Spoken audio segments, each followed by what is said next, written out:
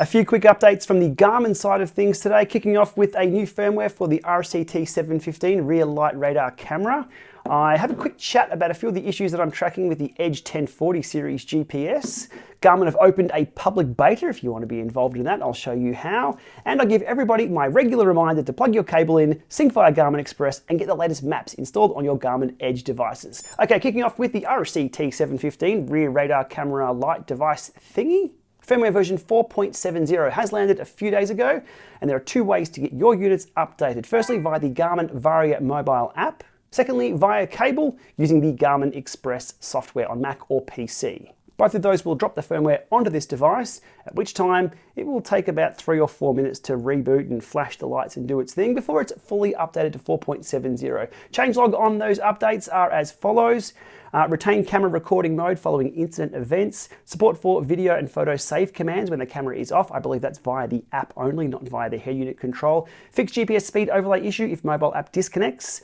And the additional changelogs, which was over in Garmin Express and not on the changelog notes over on their website, are improved battery power drain following a USB disconnect, fixed handling of 2 phone connections when both send a GPS data, 2 phones. Who connects 2 phones? Okay. Fixed GPS overlay issue using a mobile phone and disconnecting specific devices. And lastly, an important one, fixed a corner case where incident recording could be unintentionally disabled. For a safety device, we don't want that happening.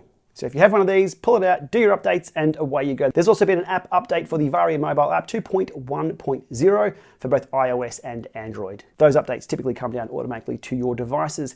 Okay, onto the Edge 1040 GPS released just a few months ago.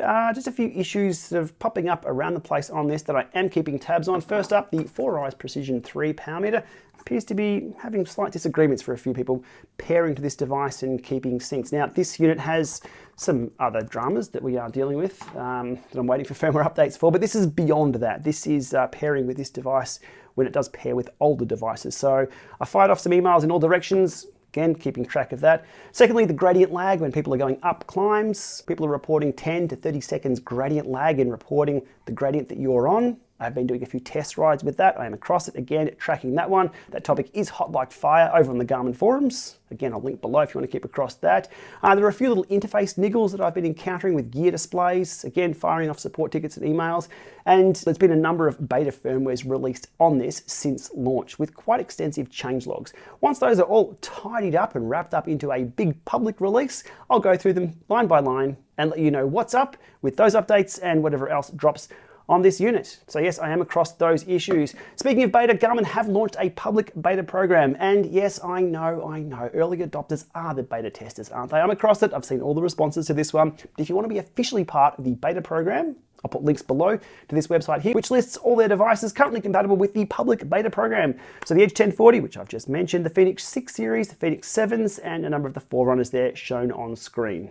Quite an easy process to enroll into the beta software program there. Clicking on the device settings, join beta software program, agreed, and the beta firmwares should drop down to your devices.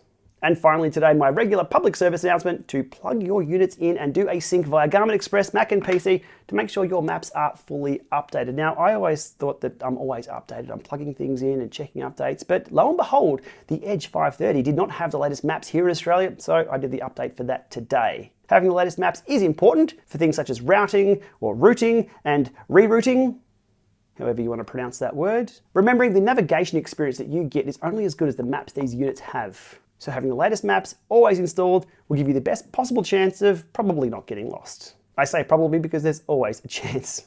Okay, to keep this video nice and short, let's wrap it up right there. Today's video summary is do your updates and you'll probably have a better experience. And with that, thanks for watching. As always, give this video a thumbs up down below there and hit subscribe if you're not already a subscriber to the GPLama channel. We'll see you soon.